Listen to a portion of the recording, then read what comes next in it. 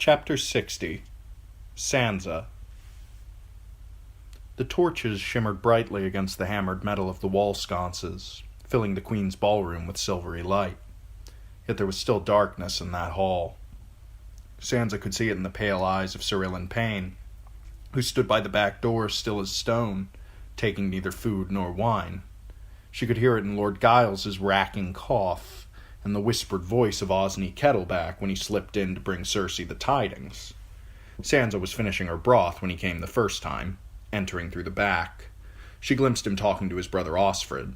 Then he climbed the dais and knelt beside the high seat, smelling of horse. 4 long, thin scratches on his cheek crusted with scabs, his hair falling down past his collar and into his eyes. For all his whispering, Sansa could not help but hear. "The fleets are locked in battle. Some archers got ashore, but the hounds cut them to pieces, your grace. Your brother's raising his chain, I heard the signal. Some drunkards down in Flea Bottom are smashing doors and climbing through windows. Lord Bywater sent the Goldcloaks to deal with them. Baelor's sept is jammed full, everyone praying." "And my son?" "The king went to Baelor's to get the High Septon's blessing. Now he's walking the walls with the hand, telling the men to be brave, lifting their spirits, as it were." Cersei beckoned to her page for another cup of wine, a golden vintage from the arbor, fruity and rich. The Queen was drinking heavily, but the wine only seemed to make her more beautiful. Her cheeks were flushed, and her eyes had a bright, feverish heat to them as she looked down over the hall. Eyes of wildfire, Sansa thought.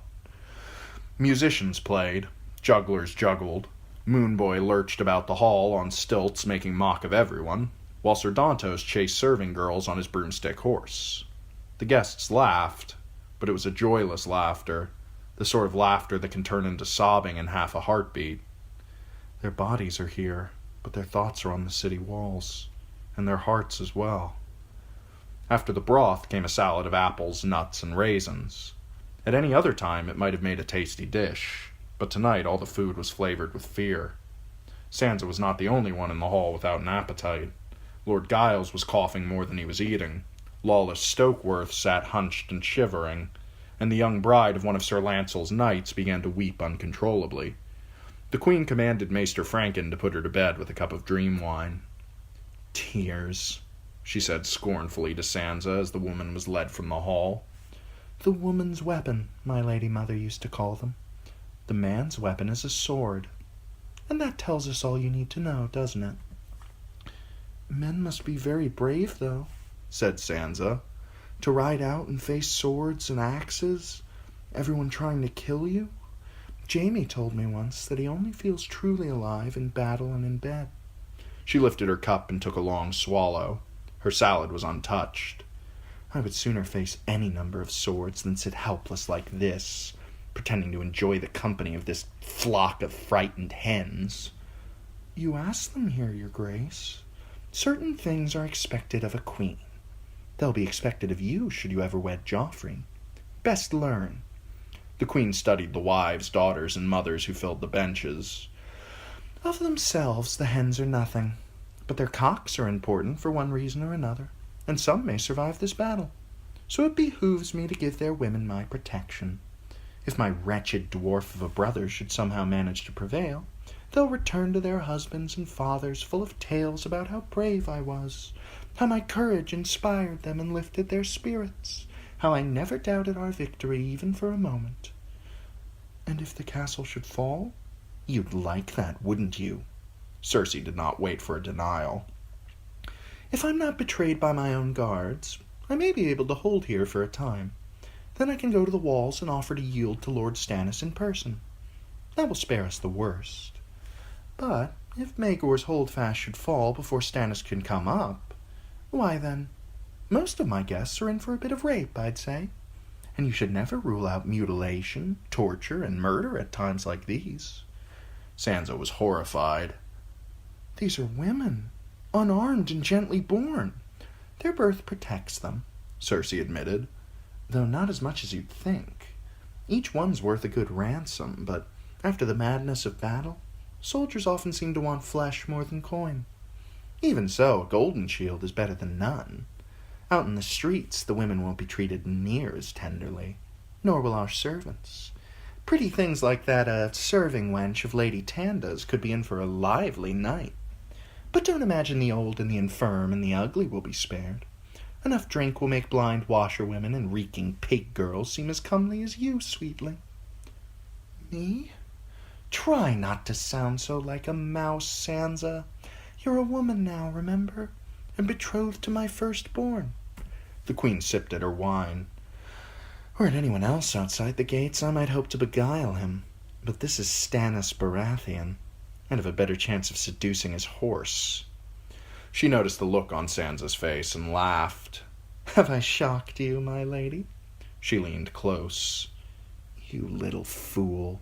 Tears are not a woman's only weapon. You've got another one between your legs, and you'd best learn to use it. You'll find men use their swords freely enough. Both kinds of swords.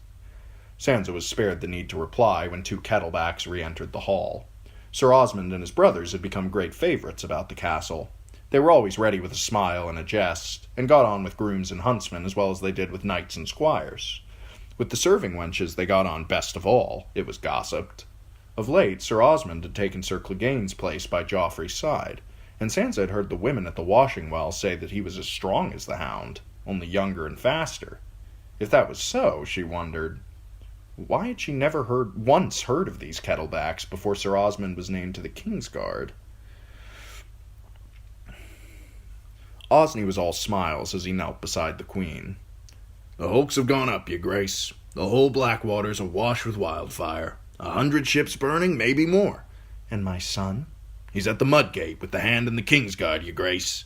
He spoke to the archers on the hoardings before and gave them a few tips on handling a crossbow, he did. All agree he's a right brave boy. He'd best remain a right live boy. Cersei turned to his brother Osfred, who was taller, sterner, and wore a drooping black mustache. Yes?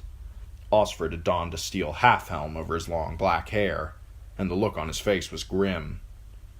Your grace, he said quietly, the boys caught a groom and 2 maidservants trying to sneak out of postern with 3 of the king's horses. The knight's first traitors, the queen said, but not the last, I fear. Have Sir Ilyn see to them, and put their heads on pikes outside the stables as a warning. As they left, she turned to Sansa. Another lesson you should learn, if you hope to sit beside my son. Be gentle on a night like this, and you'll have treasons popping up all about you like mushrooms after a hard rain. The only way to keep your people loyal is to make certain they fear you more than they do the enemy. I will remember, your grace, said Sansa, though she had always thought that love was a surer route to the people's loyalty than fear. If I am ever a queen, I'll make them love me. Crab-claw pies followed the salad. Then came mutton roasted with leeks and carrots, served in trenchers of hollowed bread. Lawless ate too fast, got sick, and retched all over herself and her sister. Lord Giles coughed, drank, and passed out. The queen gazed down in disgust to where he sprawled with his face in his trencher and his hand in a puddle of wine. The gods must have been mad to waste manhood on the likes of him, and I must have been mad to demand his release. Osfred Kettleback returned, crimson cloak swirling. There's folks gathering in the square, your grace, asking to take refuge in the castle. Not a mob, rich merchants and the like. Command them to return to their homes, the queen said. If they won't go, have our crossbowmen kill a few. No sorties. I won't have the gates opened for any reason. As you command. He bowed and moved off. The queen's face was hard and angry. Would that I could take a sword to their necks myself. Her voice was starting to slur.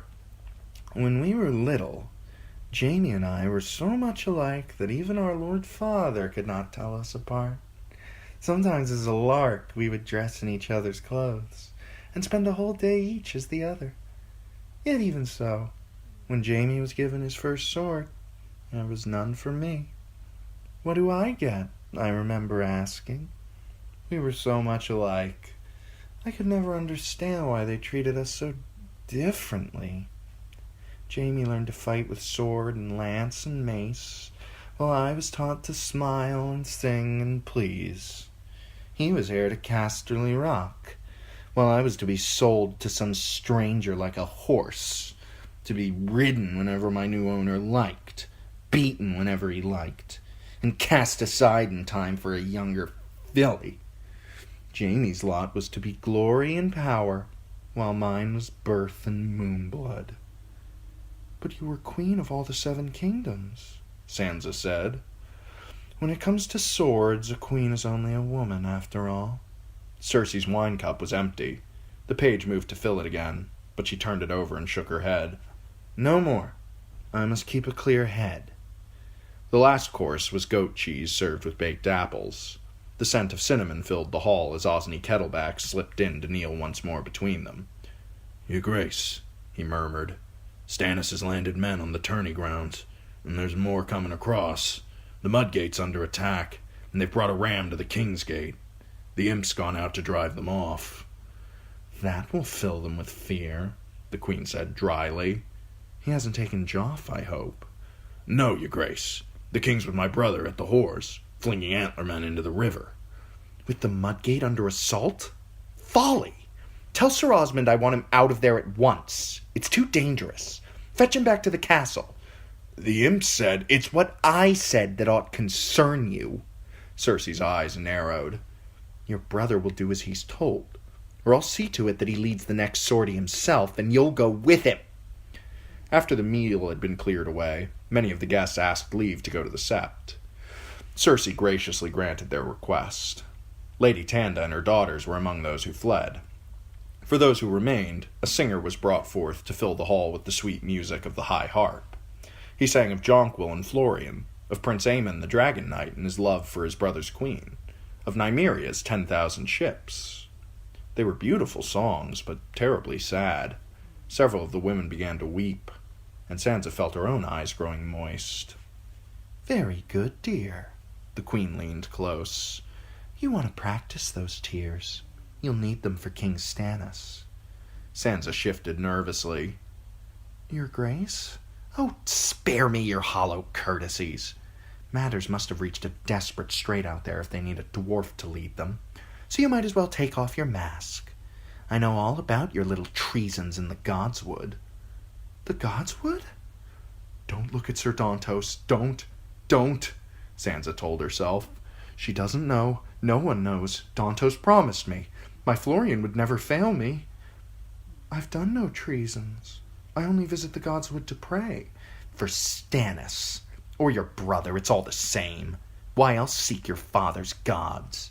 You're praying for our defeat. What would you call that, if not treason? I pray for Joffrey, she insisted nervously. Why? Because he treats you so sweetly? The Queen took a flagon of sweet plum wine from a passing serving girl and filled Sansa's cup. Drink, she commanded coldly. Perhaps it will give you the courage to deal with truth for a change. Sansa lifted the cup to her lips and took a sip. The wine was cloyingly sweet, but very strong.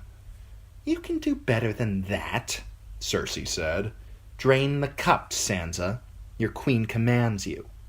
It almost gagged her, but Sansa emptied the cup, gulping down the thick, sweet wine until her head was swimming. More? Cersei asked. No, please. The Queen looked displeased. When you asked about Sir Ilyn earlier, I lied to you. Would you like to hear the truth, Sansa? Would you like to know why he's really here? She did not dare answer, but it did not matter. The Queen raised a hand and beckoned, never waiting for a reply. Sansa had not even seen Sir Ilyn return to the hall, but suddenly there he was, striding from the shadows behind the dais as silent as a cat. He carried ice unsheathed. Her father had always cleaned the blade in the Godswood after he took a man's head, Sansa recalled. But Sir Ilyn was not so fastidious. There was blood drying on the rippling steel, the red already fading to brown. Tell Lady Sansa why I keep you by us, said Cersei. Sir Ilyn opened his mouth and emitted a choking rattle. His pock-scarred face had no expression. He's here for us, he says, the Queen said. Stannis may take the city, and he may take the throne, but I will not suffer him to judge me. I do not mean for him to have us alive. Us? You heard me. So perhaps you had best pray again, Sansa, and for a different outcome. The Starks will have no joy from the fall of House Lannister, I promise you." She reached out and touched Sansa's hair, brushing it lightly away from her neck.